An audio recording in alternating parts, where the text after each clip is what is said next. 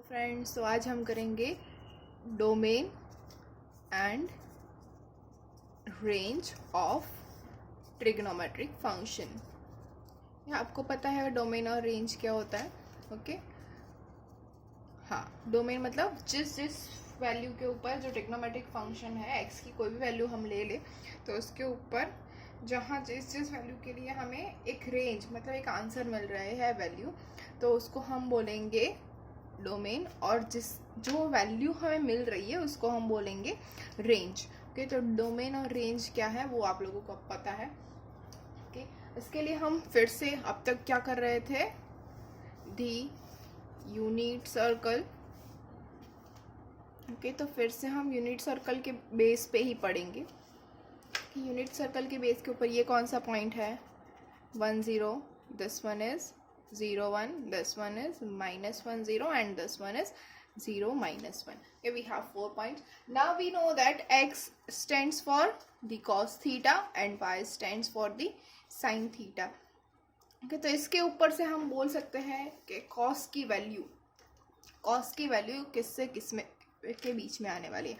कि सबसे पहले हम लिख लेते हैं हमारे जो ट्रिग्नोमेट्रिक फंक्शंस है कौन कौन से है। sin theta, okay. Next one is cos theta, after that tan theta, cosec theta, sec theta and the cot theta. Okay, इन सभी की हमें क्या चाहिए, range and the domain. Okay, सबसे पहले हम रेंज के बारे में बात करेंगे, इसलिए मैंने पहले रेंज लिखा है। ओके, तो रेंज क्या है, वाई सबसे पहले हमने साइन थीटा लिखा है तो साइन के लिए चेक करेंगे, तो Y stands for sine theta. अब वाई जो है, वाई हमारा ये है, ये हमारा वाई एक्सिस है। ओके, अब वाई एक्सिस जो है उसकी मिनिमम वैल्यू क्या है, -1, मैक्सिमम क्या वैल्यू क्या है, 1, और इसके ऊपर क्या फंक्शन है, यस डिफाइंड है। तो हमारी रेंज हो जाएगी -1 to 1 in the close bracket. अब cos थीटा के लिए क्या है, x tends for cos theta. तो ये जो हमारी x एक्सिस है उसकी मिनिमम वैल्यू क्या है, -1, मैक्सिमम वैल्यू क्या है, 1। यहाँ पे भी सेम हो गया, ये देखिए -1 और 1 दोनों के ऊपर फंक्शन डिफाइंड है, तो ये भी हो जाएगी -1 to 1। ओके, अब क्या है, tan थीटा की वैल्यू क्या मिलेगी हमें, tan theta stands for sine theta upon cos theta, तो y/x हम करेंगे। ओके, तो कोई भी वैल्यू अगर हम ले ले, 1/0, 0 अपॉन कुछ भी ले ले, 1/-1 या फिर 1/10, 10/1, कोई भी वैल्यू हमें आंसर मिल सकता है, यस और नो, यस। ओके, तो tan थीटा जो है वो r मतलब फुल सारे के सारे वैल्यूज के लिए मिल सकती है, कुछ भी ले लो हमें tan की वैल्यू मिल जाएगी रेंज में। सेम थिंग कॉट थीटा भी, अगर tan r है तो कॉट भी r ही होगा क्योंकि 1/r करना है हमें। ठीक है, अब कॉसेक थीटा क्या है, 1/sin थीटा। 1/sin थीटा है, इसका मतलब sin थीटा कहाँ से कहाँ है, -1 से 1 के बीच में। तो फिर कॉसेक थीटा हमारे पास क्या हो जाएगा, जहाँ पे 1/sin थीटा है, तो साइन थीटा जहाँ पे 0 हो रहा है उसके अलावा सारी की सारी वैल्यू मिल जाएगी। तो सबसे पहले हम r तो लिख ही देते हैं, माइनस, अब साइन थीटा 0 कहाँ पे हो रहा है, ओके वी नो दैट, और यहाँ पे तो डोमेन लिखना है हमें, तो cosec theta is equals to 1/sin theta है। तो साइन जहाँ पे 0 हो रहा है वहाँ पे हमें कॉसेक की वैल्यू नहीं मिलेगी, तो साइन 0 कहाँ पे हो रहा है, 0 के ऊपर, पाई के ऊपर, 2 पाई के ऊपर, 3 पाई के ऊपर, इसका मतलब कहाँ पे, x एक्सिस के ऊपर। x एक्सिस मतलब क्या हो जाएगा, x एक्सिस के ऊपर अगर 0 है, ओके, तो इसका मतलब हो जाएगा जो y है उसके लिए y will be 0। Okay, x axis के ऊपर वो 0 हो रहा है, तो y जो है हमारा कौन सा है, यस n पाई है, नहीं, क्या है, कॉसेक। हाँ, यहाँ पे हमें कॉसेक 0 कहाँ पे मिल रहा है, यहाँ पे 0 मिल रहा है, यहाँ पे 0 मिल रहा है, मतलब x एक्सिस के ऊपर 0 मिल रहा है। x एक्सिस मतलब ये कौन सा हो गया, 0, ये हो गया पाई, दिस वन इज 2 पाई, 3 पाई, 4 पाई, तो ये क्या हो जाएगा n पाई, एक्स एक्सिस मतलब n पाई हो जाएगा। तो कॉसेक थीटा जो वह है उसकी वैल्यू मिलेगी r minus n pi, sorry it's my mistake, r minus n pi नहीं होगा। ओके ये तो हम डोमेन के अंदर चले गए। हाँ तो ये आप याद रख लीजिएगा कि डोमेन है r माइनस एन पाई, जहाँ पे ये 0 मिल रहा है। तो क्या हो जाएगा कॉसिक की वैल्यू, कॉसिक की वैल्यू क्या मिलेगी, r माइनस 1 to 1, क्योंकि कैसे कर सकते हैं, 1/0 कर लो तो क्या मिलेगा, 1/1 कर लो, 1/-1 कर लो, तो 1 और -1 जो है वो वैल्यू हमें मिल जाएगी कॉसेक के लिए। लेकिन उसके अलावा 1/10, 1/2, 1/3 ये सारे के सारे वैल्यू कॉसेक के अंदर नहीं मिलने वाली है हमें। 2, 3, 4, 5 सब मिलेगा, लेकिन 1/2 √3/2 का क्या हो जाएगा 2/√3, ये सारी हमें वैल्यूज मिलेगी। तो हमारा कॉसेक जो है वो मिलेगा r माइनस -1 to 1। अब कॉस थीटा है which is -1 and sec theta फिर से सेम कॉसेक थीटा के जैसा ही होगा r माइनस -1 to 1, और -1 और 1 जो है वो हमें वैल्यू मिलेगी। तो हम उसके ऊपर ये ओपन ब्रैकेट रख रहे हैं क्योंकि -1 और 1 वैल्यू जो है वो कॉसेक थीटा और सेक थीटा दोनों के अंदर मिलेगी, क्योंकि 1/-1 करे या फिर -1/1 करे हमें आंसर वही मिलने वाला है, और 1/1 करे तो भी आंसर वही मिलने वाला है। ओके अब है बारी कॉट थीटा, तो हमने ले लिया 10 के लिए r है तो कॉट थीटा के लिए भी r ही होगा। 10 की सारी वैल्यूज मिल रही है, कॉट की भी सारी वैल्यूज मिल रही है। अब हम जाएंगे डोमेन के अंदर। डोमेन क्या है, कहाँ कहाँ पे उसकी वैल्यू मिल रही है। Okay x belongs to x, ये जो थीटा है, थीटा की हम कौन सी वैल्यू ले सकते हैं जिसके लिए हमें ये वैल्यूज मिलेगी रेंज की। ओके तो साइन की कौन सी वैल्यू के लिए ये -1 मिल रहा है, सारी की सारी। Theta belongs to r, r के अंदर कोई भी वैल्यू हम ले ले तो उसकी वैल्यू कहाँ से कहाँ मिलेगी हमें, -1 से 1 के बीच में। Same thing cos theta, cos theta, theta कहीं कोई भी हमारे पास ऐसा पॉइंट है क्या जहाँ पे थीटा की वैल्यू रखने से हमें ये इनफाइनाइट मिल रहा है, नहीं कोई भी ऐसा नहीं है, तो यहाँ पे भी r आ जाएगा। अब टेन थीटा है, टेन थीटा में थीटा की कोई ऐसी वैल्यू है जहाँ पे हम अगर वैल्यू रखेंगे तो वो हमें मिल जाएगा इन्फिनिटी, मतलब अनडिफाइंड हो जाएगा। यस 10π/2 हमारे पास क्या है, इन्फिनिटी है, 3π/2 इन्फिनिटी है, 5π/2 इन्फिनिटी है, ऐसे करके π/2 मतलब क्या लिख सकते हैं हम, r माइनस 2n + 1 π/2, और ये π/2 कहाँ पे आता है, यस ये y एक्सेस के ऊपर। ओके तो इसको हम बोलेंगे 2n + 1 π/2। तो 10 का जो डोमेन है वो क्या हो जाएगा, r माइनस 2n + 1 π/2, वो 2n + 1 π/2 के ऊपर डिफाइंड नहीं है। ओके क्यों नहीं है, क्योंकि आ रहा है sine theta upon cos theta, और कॉस थीटा 0 हो रहा है तो फिर ये अनडिफाइंड हो जाएगा। अब कॉस थीटा 0 हो रहा है जो डिनोमिनेटर है, मतलब सेक थीटा जो है वो अनडिफाइंड हो जाएगा। तो सेम थिंग सेक थीटा के लिए भी हमारे पास हो जाएगा r माइनस 2n + 1 π/2।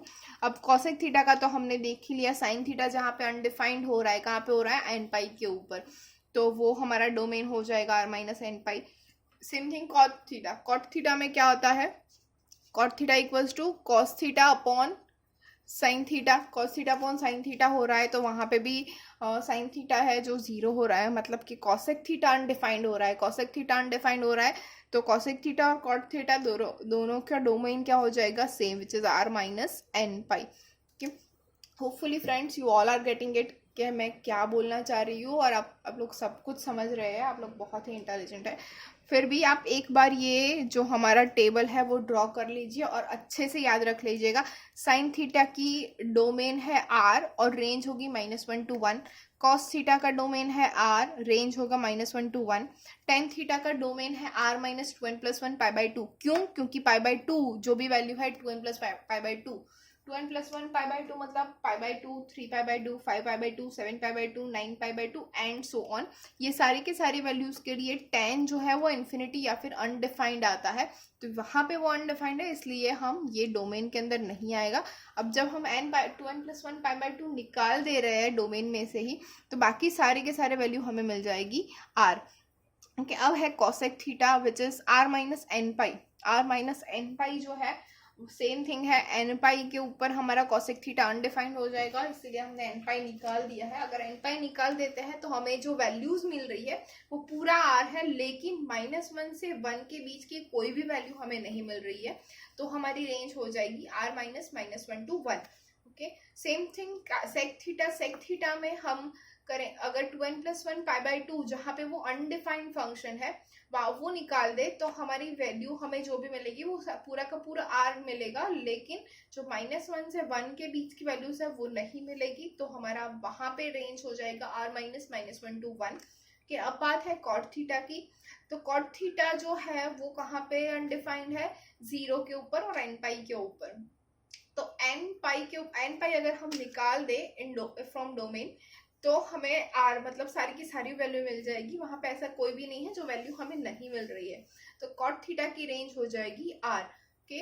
अब आपको सब कुछ समझ में आ गया होगा, मैंने फिर से रिवाइज करवा लिया है। अब हम ये सारे के सारे जो फंक्शन है, sign theta, cos theta, tan theta, cosec theta, sec theta and cot theta, we have 6 function, trigonometric function, उन सभी के ग्राफ एक बार देख लेंगे कि ग्राफिकल रिप्रेजेंटेशन इसका कैसे होता है।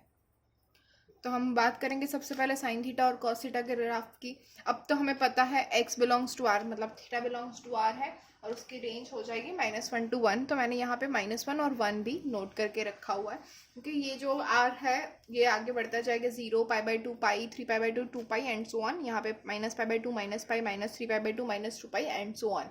कि अब हमें वैल्यू कहाँ कहाँ की पता है। तो सबसे पहले हमें पता है साइन 0 क्या होता है, 0। ओके, अब साइन π/2 वो क्या होता है, साइन π/2 होता है 1। देखिए यहाँ पे 1 है, ये हो गया 1। ओके, अब साइन पाई क्या होता है, 0। साइन 3π/2 वो होता है -1, यहाँ पे आएगा। ओके, साइन 2 पाई होता है 0, और फिर ये ऐसे ही ऊपर चला जाएगा। यहाँ पे भी साइन -π/2 के ऊपर आता है -1, पाई के ऊपर आता है 0, 3π/2 के ऊपर आता है 1, 2 पाई के ऊपर आता है 0। ओके, तो अगर हम इन सभी वैल्यूज को अगर हम ज्वाइन कर दें तो हमारा ग्राफ कुछ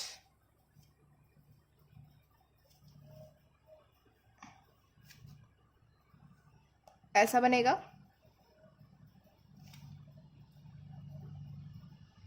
देखिएगा ध्यान से। ओके, फिर ये ऐसे ऊपर जाएगा और यहाँ से ये नीचे आएगा। ओके, तो ये हो गया हमारा साइन थीटा का ग्राफ। समझ में आ रहा है, ये एक वेव बन रही है। ओके, जहाँ पे साइन 0 0 है, π/2 के ऊपर 1 है, ये हमारा हो गया साइन थीटा का ग्राफ। ये सिमिलरली कॉस थीटा, कि कॉस थीटा की वैल्यूज भी हमारे पास है। कॉस थीटा में क्या होता है, ये है हमारी 0 डिग्री। ओके, तो कॉस 0 हमें मिलता है 1। ओके, ये हो गया हमारा 1। कॉस π/2 है 0, कॉस पाई है -1, कॉस 3π/2 है 0, कॉस 2 पाई है 1। ओके, फिर कॉस -π/2 है 0, कॉस -पाई है -1।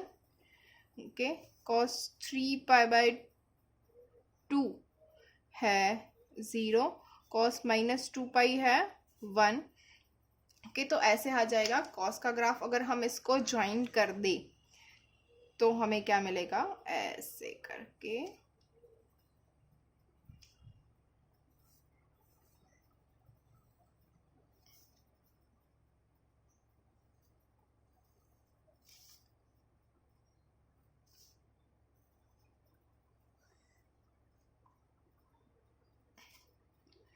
ये यहाँ से ऐसे जाएगा। ओके, यस, तो ये हो गया हमारा ग्राफ कॉस का और साइन का। देखिए दोनों ग्राफ हमें एग्जैक्टली सेम दिख रहे हैं, सिर्फ वैल्यू की डिफरेंस है। ये यहाँ पे एक्सेस के ऊपर आ रहा है और ये यहाँ पे 0 ये दोनों के अंदर ये डिफरेंस है। ओके, तो ये हो गया साइन का ग्राफ और कॉस का graph. Hopefully you are getting it. अब हम जाएंगे नेक्स्ट 2 ग्राफ्स। साइन और कॉस का ग्राफ समझ में आ गया, हम जाएंगे टेन और कॉट के ग्राफ के ऊपर। अब टेन और कॉट का ग्राफ मैंने फिर से वही ये एक्स एक्सिस और वाई एक्सिस ड्रॉ करके रखी है। अब हमारे पास हमें ये भी पता है कि 10 की जो वैल्यू है वो एट 2n+1 π/2 वो अनडिफाइंड है। ओके, तो π/2 वाली लाइन जो है हमारी, हम उसको डेंजर जोन में रख देते हैं। ओके, तो डेंजर जोन के लिए मैंने रेड लिया है कि तो ये सारा मतलब अनडिफाइंड है। आपको सिर्फ पेंसिल से ऐसे डॉटेड लाइन ही ड्रॉ करनी है। हाँ, आप जब भी ड्रॉ कर रहे हो कि तो ये हो गया -π/2, यहाँ पे भी डॉटेड लाइन, ये -3 π/2, यहाँ पे भी ये एक डॉटेड लाइन हो जाएगी। ओके, तो ऐसे आपको डॉटेड लाइंस ड्रॉ कर देनी है। अब आई बारी ग्राफ की। तो वी नो दैट 10 0 क्या होता है, 0। उसके बाद इसकी वैल्यू ऐसे बढ़ती जाएगी। पाई के ऊपर ये 0 आता है, 2 पाई के ऊपर यहाँ पे 0, ये -π के ऊपर 0, और ये यहाँ पे भी 0। ओके, और इसका ग्राफ होगा कुछ इस तरीके से। देखिएगा, यहाँ से बिल्कुल भी टच नहीं करना है, और ऐसे जाके फिर ऐसे, यहाँ से फिर ऊपर टच नहीं होना चाहिए। यहाँ पे भी देखिए, ये यहाँ से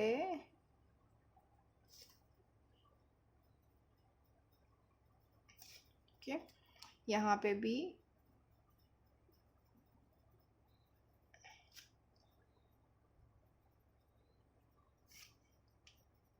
सेम यहाँ पे हो जाएगा।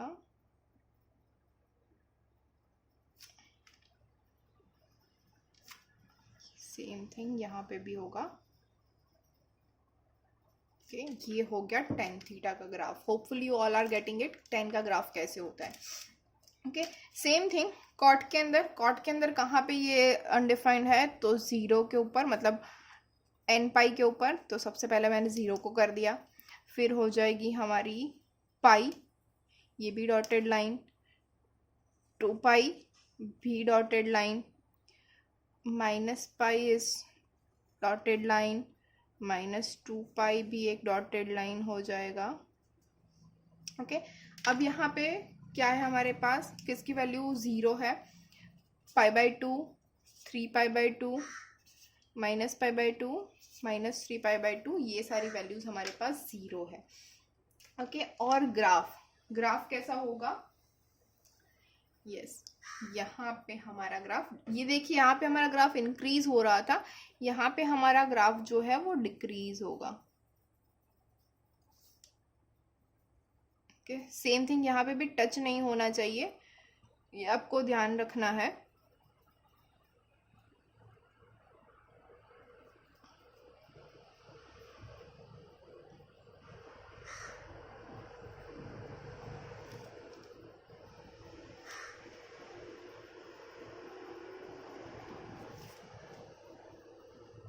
ओके, तो ये हो गया कॉट का ग्राफ। यहाँ पे भी कुछ ऐसे ही नीचे आ रहा होगा।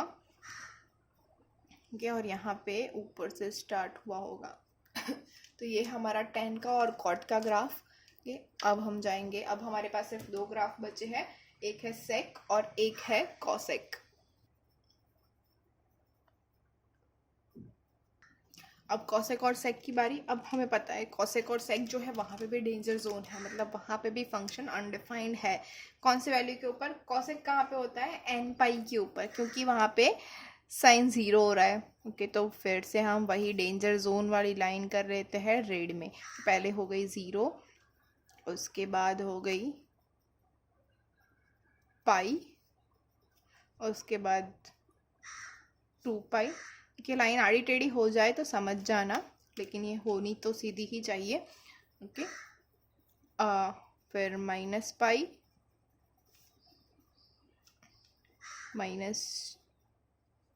-2π, और भी सारे। ओके, अब एक और चीज़, हमारे पास एक और यहाँ पे डेंजर जोन है। कौन सा वाला?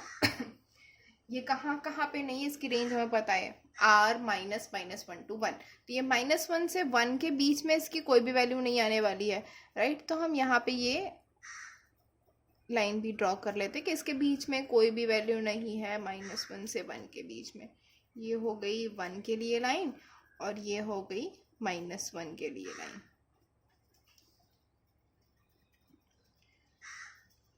कि दोनों में हमने डॉटेड लाइन कर ली है। अब हमारे पास वैल्यूज है कि which values, we know that cosec π/2 क्या होता है, 1, ठीक है। और cosec 3π/2 होता है -1। सेम थिंग cosec -π/2 होता है -1 और cosec -3π/2 होता है +1। ओके, ऐसे हमारे पास है। तो इसके ग्राफ कैसे आएंगे?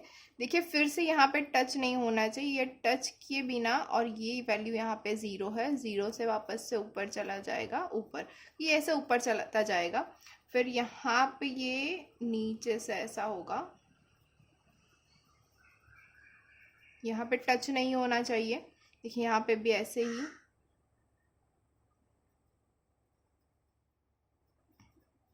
ओके, ये यहाँ पे ऊपर,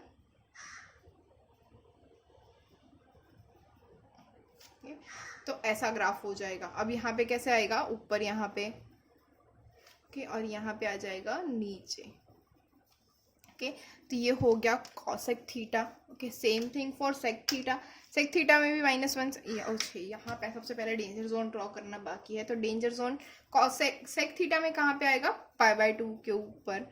क्यों? क्योंकि cos जो है वो 0 हो रहा है, तो n2n+1 π/2 जो है वो हमारा अनडिफाइंड हो जाएगा। तो वहाँ पे हमें रेड लाइंस ड्रॉ करनी है, कि मतलब मैं रेड लाइंस कर रही हूँ, आप लोग पेंसिल से या पेन से कुछ भी कर सकते हो, ज़रूरी नहीं है आपको रेड या ऐसा कुछ लेना है। You can also draw with black और ब्लू बॉल पेन और द पेंसिल।